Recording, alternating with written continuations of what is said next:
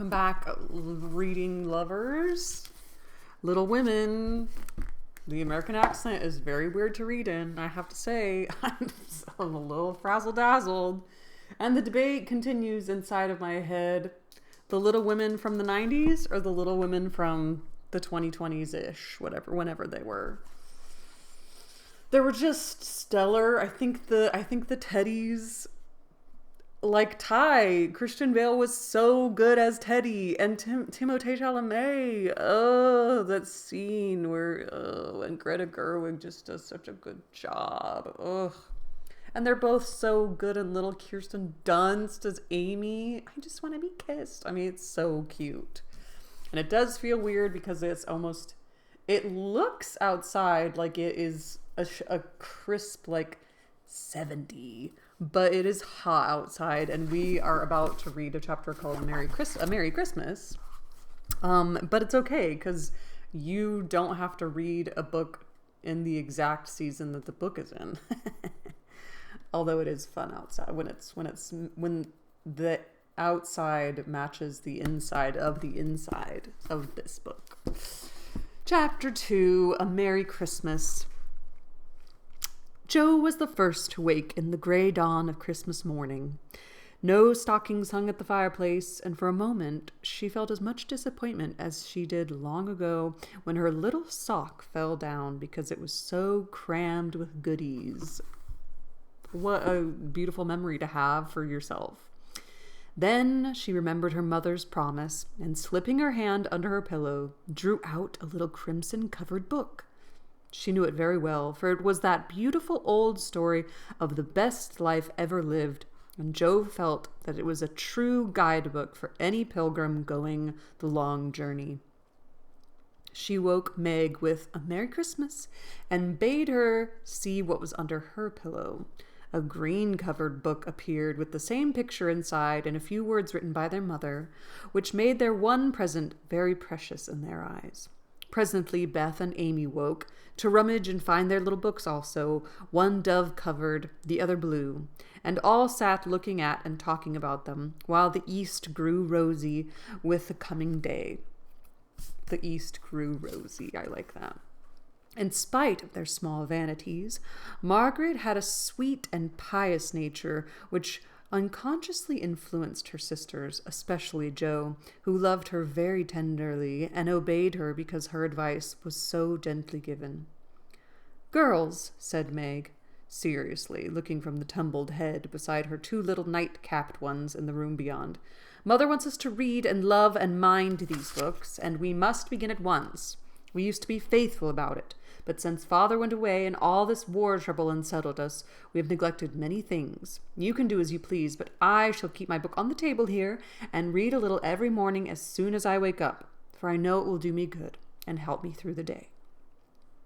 Then she opened her new book and began to read. Jo put her arm around her and, leaning cheek to cheek, read also with the quiet expression so seldom seen on her restless face. "How good Meg is! Come, Amy, let's do as they do. I'll help you with the hard words, and they'll explain things if we don't understand," whispered Beth, very much impressed by the pretty books and her sister's example. "I'm glad mine is blue," said Amy, and then the rooms were very still while the pages were softly turned, and the winter sunshine crept in to touch the bright heads and serious faces with a Christmas greeting. "Where is Mother?" asked Meg, as she and Jo ran down to thank her for the gifts half an hour later. "Goodness only knows, some poor creature come a-begging, and your ma went straight off to see what was needed. There never was such a woman for giving away victuals and drinks, clothes and furrins," replied Hannah O., who had lived with the family since Meg was born, and was considered by them all more as a friend than a servant. "She'll be back soon, I guess, so do your cakes and have everything ready," said Meg, looking over the presents, which were collected in a basket and kept under the sofa, ready to be produced at the proper time. "Why, where's Amy's bottle of cologne?" she added, as the little flask did not appear. "She took it out a minute ago and went off with it to put a ribbon on it, or some such notion," replied Jo, dancing about the room to take the first stiffness off the new army slippers. How nice my handkerchiefs look, don't they? Hannah washed and ironed them for me, and I marked them all myself, said Beth, looking proudly at the somewhat uneven letters which had cost her such labor. Bless the child, she's gone and put Mother on them instead of M. March. How funny, cried Joe, taking up one. Isn't it right? I thought it was better to do it so because Meg's initials are M.M., and I don't want anyone to use these but Marmee, said Beth, looking troubled. It's all right, dear. Very pretty idea. Quite sensible, too, for no one can ever make mistake now. It will please her very much, I know, said Meg, with a frown for Joe and a smile for Beth. There's Mother! Hide the basket, quick! Cried Joe, as a door slammed and steps sounded in the hall. Amy came in hastily and looked rather abashed when she saw her sisters all waiting for her. Where have you been? And what are you hiding behind you? Asked Meg, surprised to see, by her hood and cloak, that lazy Amy had been out so early. Don't laugh at me, Joe. I didn't mean anyone should know till the time came. I only meant to change the little bottle for a big one and gave all my money to get it, and I'm truly trying not to be selfish anymore. That's sweet. As she spoke, Amy showed the handsome flask which replaced the cheap one, and looked so earnest and humble in her little effort to forget herself that Meg hugged her on the spot, and Joe pronounced her a trump, while Beth ran to the window and picked her finest rose to ornament the stately bottle. You see, I felt ashamed of my present after reading and talking about being good this morning, so I ran round the corner and changed it the minute I was up. I'm so glad, for mine is the handsomest now. Another bang of the street door sent the basket under the sofa, and the girls to the table eager for breakfast. Merry Christmas, Marmee! Lots of them. Thank you for our books. We read some and mean to every day, they cried in chorus. Merry Christmas, little daughters. I'm glad you began at once, and hope you will keep on. But I want to say one word before we sit down. Not far away from here lies a poor woman with a little newborn baby. 6 children are huddled into one bed to keep from freezing, for they have no fire. There is nothing to eat over there, and the oldest boy came to tell me they were suffering hunger and cold. My girls, will you give them your breakfast as a Christmas present? That is very sweet. They were all unusually hungry, having waited nearly an hour, and for a minute no one spoke. Only a minute, for Joy exclaimed impetuously, I'm so glad you came before we began. May I go and help carry the things to the poor little children? Asked Beth eagerly. I shall take the cream and the muffins, added Amy, heroically, giving up the article she most liked. Meg was already covering the buckwheats and piling the bread into one big plate. I thought you'd do it, said Mrs. March, smiling as if satisfied. You shall all go and help me, and when we come back we will have bread and milk for breakfast and make it up at dinner time. They were soon ready, and the procession set out. Fortunately, it was early, and they went through back streets, so few people saw them, and no one laughed at the funny party. A poor, bare, miserable room it was, with broken windows, no fire, ragged bedclothes, a sick mother, wailing baby, and a group of pale, hungry children cuddled under one old quilt, trying to keep warm. How big eyes stared, and the blue lips smiled as the girls went in. Ach, mein Gott! It is good angels come to us, said the poor woman, crying for joy. Funny angels in hoods and mittens, said Joe, and set them laughing. In a few minutes it really did seem as if kind spirits had been at work there. Hannah, who carried wood, had made a fire and stopped up the broken panes with old hats and her own shawls. Mrs. March gave the mother tea and gruel, and comforted her with promises of help, while she dressed the little baby as tenderly as if it had been her own. The girls, meantime, spread the table, set the children round the fire, and fed them like so many hungry birds, laughing, talking, and trying to understand the funny broken English. Das ist gut, der Engelkinder, cried the poor things, as they ate and warmed their purple hands at the comfortable blaze. The girls had never been called angel children before, and thought it very agreeable, especially Jo, who had been considered a Sancho ever since she was born. That was a very happy break fast. It's like broken. though they didn't get any of it. And when they went away, leaving comfort behind, I think there were not in all the city 4 merrier people than the hungry little girls who gave away their breakfasts and contented themselves with bread and milk on Christmas morning. "That's loving our neighbor better than ourselves, and I like it," said Meg, as they set out their presents, while their mother was upstairs collecting clothes for the poor Hummels. Not a very splendid show, but there was a great deal of love done up in a few little bundles, and the tall vase of red roses, white chrysanthemums, and trailing vines which stood in the middle gave quite an elegant air to the table. "She's coming! Strike up, Beth! Open the door, Amy! 3 cheers for Marmee!" cried Joe, prancing about, while Meg went to conduct Mother to the seat of honor. Beth played her gayest march, Amy threw open the door, and Meg enacted escort with great dignity. Mrs. March was both surprised and touched, and smiled with her eyes full as she examined her presents and read the little notes which accompanied them. The slippers went on at once. A new handkerchief was slipped into her pocket, well scented with Amy's cologne. The rose was fastened to her bosom, and the nice gloves were pronounced a perfect fit. There was a good deal of laughing and kissing and explaining in the simplest, loving fashion which makes these home festivals so pleasant at the time, so sweet to remember long afterward, and then all fell to work. That's how it should be. We should all just be going and helping families, and it feels good to give to not each other, because we all already have what we want already. Everybody already has. We can just get it to Amazon and get it delivered. We need to be helping poor people. There are people who are in need like this in our communities. That's what I want for Christmas. The morning charities and ceremonies took so much time that the rest of the day was devoted to preparations for the evening festivities. Being still too young to go often to the theater, and not rich enough to afford any great outlay for private performances, the girls put their wits to work, and necessity being the mother of invention, made whatever they needed.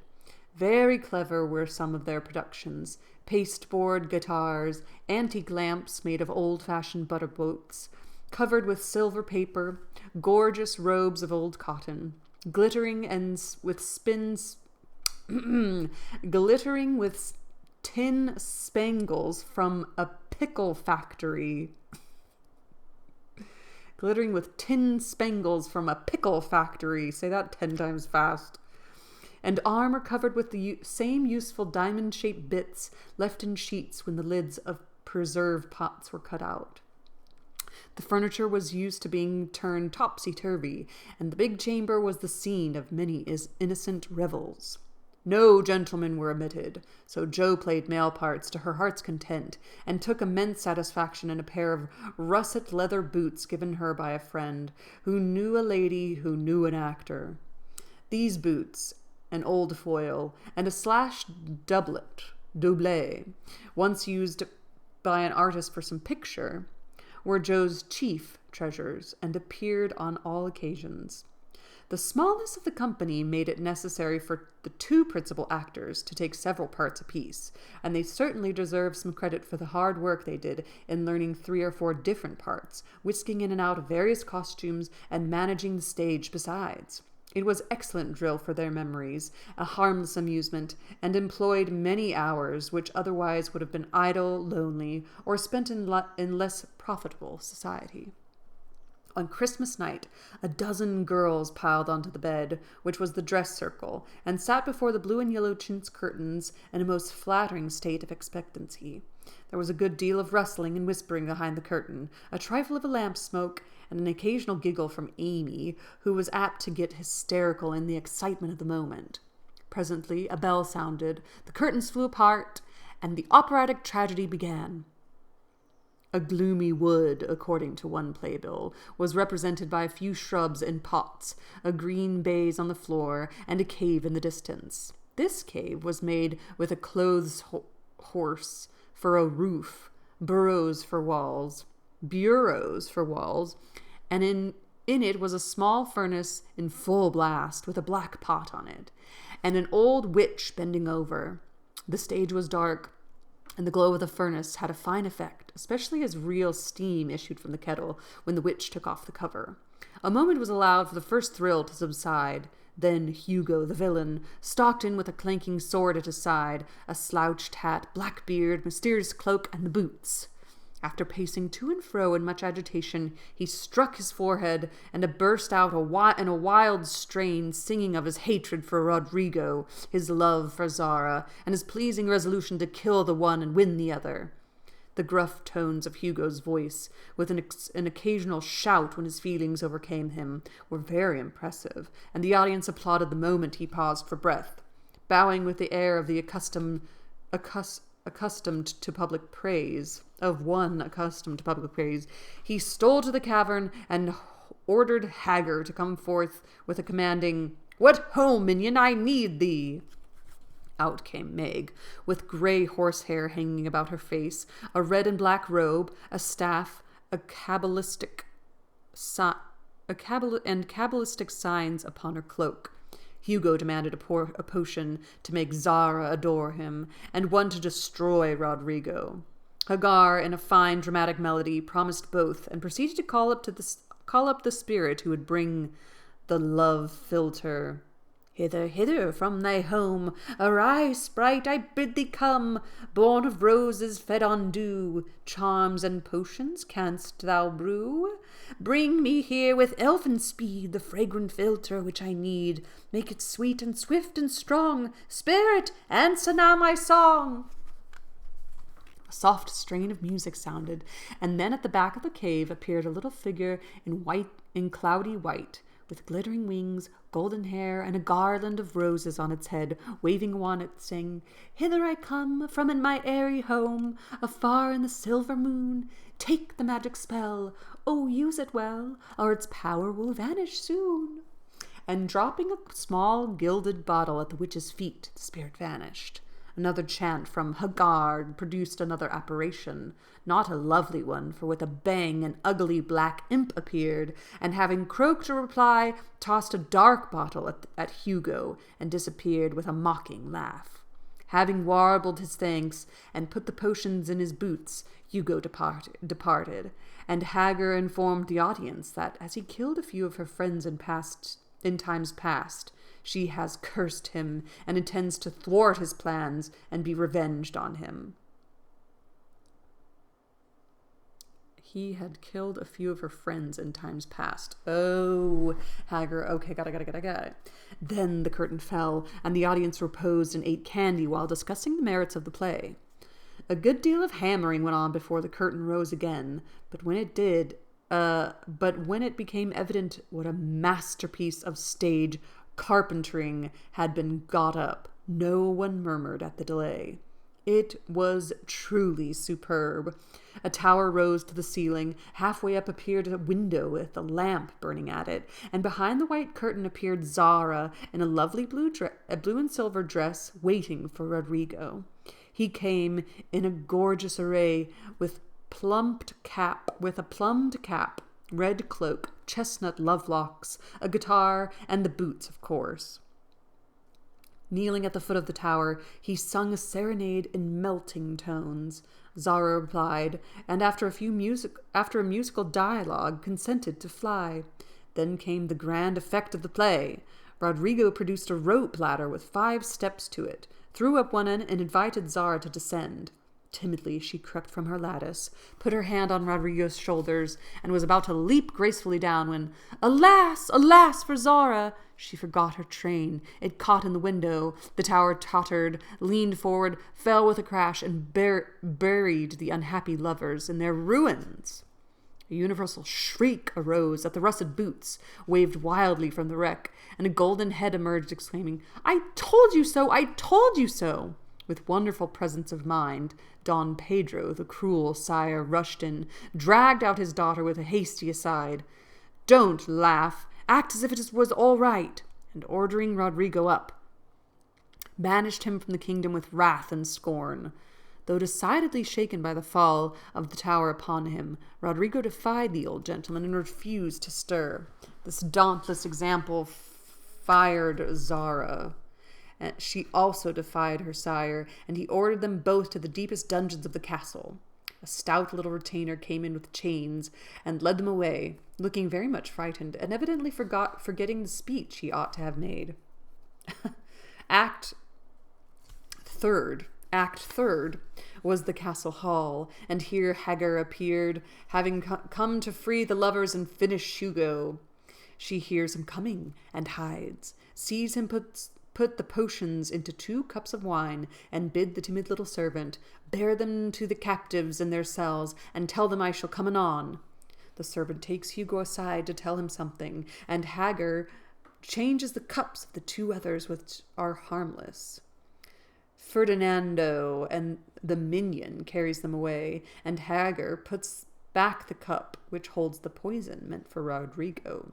Hugo, getting thirsty after a long warble, drinks it, loses his wits, and after a good deal of clutching and stamping, falls flat and dies, while Hagar informs him what she has done in a song of exquisite power and melody.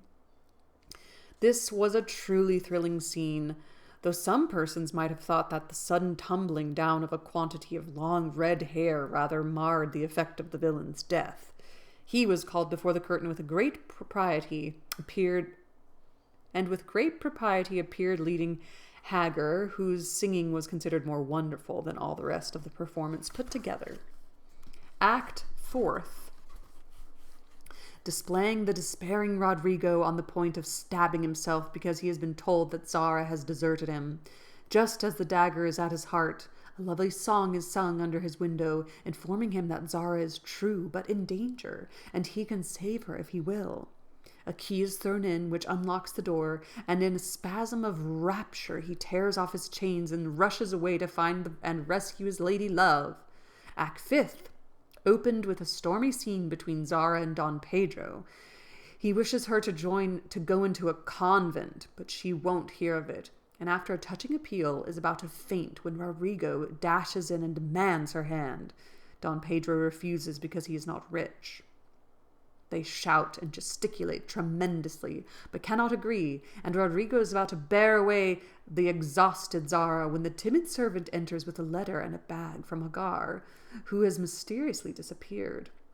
The latter informs the party that she bequeaths untold wealth to the young pair, and what an awful doom to Don Pedro if he doesn't make them happy.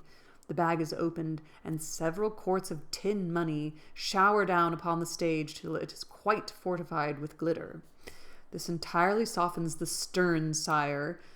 He consents without a murmur. All join in a joyful chorus, and the curtain falls upon the lovers kneeling to receive Don Pedro's blessing in attitudes of the most romantic grace. Tumultuous applause followed, but received an unexpected check, for the cot bed on which the dress circle was built suddenly shut up and extinguished the enthusiastic audience. Rodrigo and Don Pedro flew to the rescue, and all were taken out unhurt, though many were speechless with laughter. The excitement had hardly subsided when Hannah appeared with Mrs. March's compliments and would the ladies walk down to supper. This was a surprise even to the actors, and when they saw the table, they looked at one another in rapturous amazement. It was like Marmee to get up to a little treat for them, but anything so fine as this was unheard of since the departed days of plenty. There was ice cream, actually 2 dishes of it, pink and white, and cake and fruit and distracting French bonbons. And in the middle of the table, 4 great bouquets of hothouse flowers. It quite took their breath away, and they stared first at the table and then at their mother, who looked as if she enjoyed it immensely. What are hothouse flowers? I don't know what those are. I was just watching the trailers for both of the Little Women, and that's what I was doing because they're both so good, and I want to watch them both right now. Hothouse Flowers is a rock band. Hothouse Tomatoes.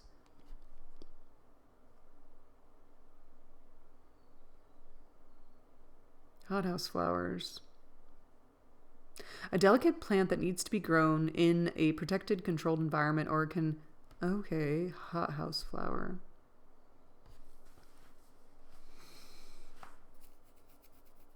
It quite took their breath away, and they stared first at the table and then at their mother, who looked as if she enjoyed it immensely.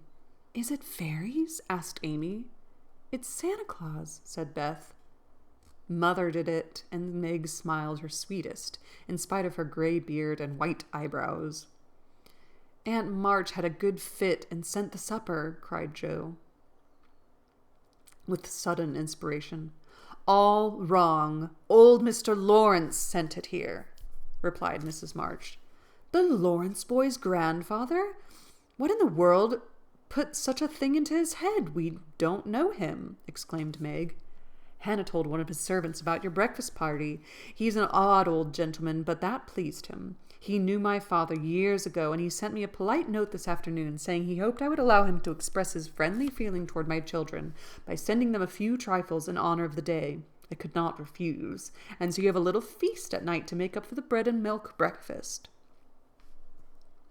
"That boy put it into his head. I know he did. He's a capital fellow, and I wish we could get acquainted.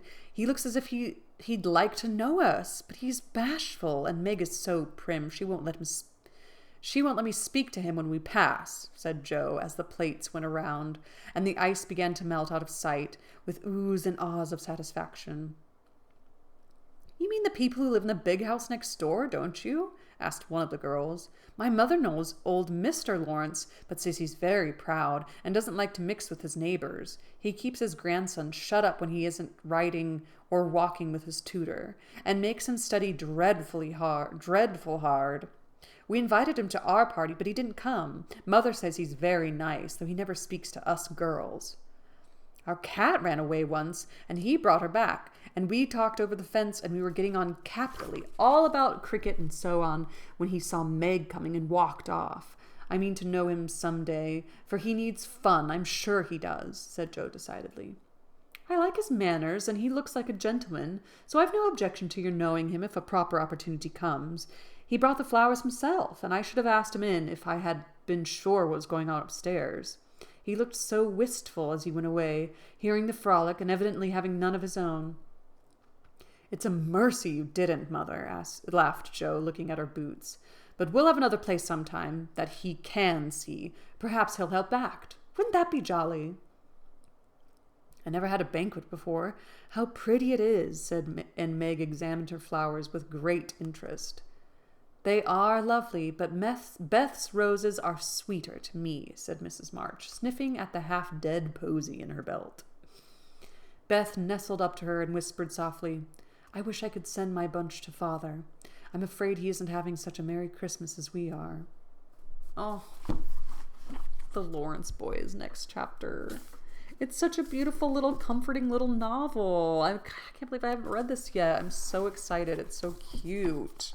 It is so different. It's very like interpersonal relationship between this family, and not at all like, there is, I guess, commentary on like the war and society and stuff, but what a fun little play that she wrote.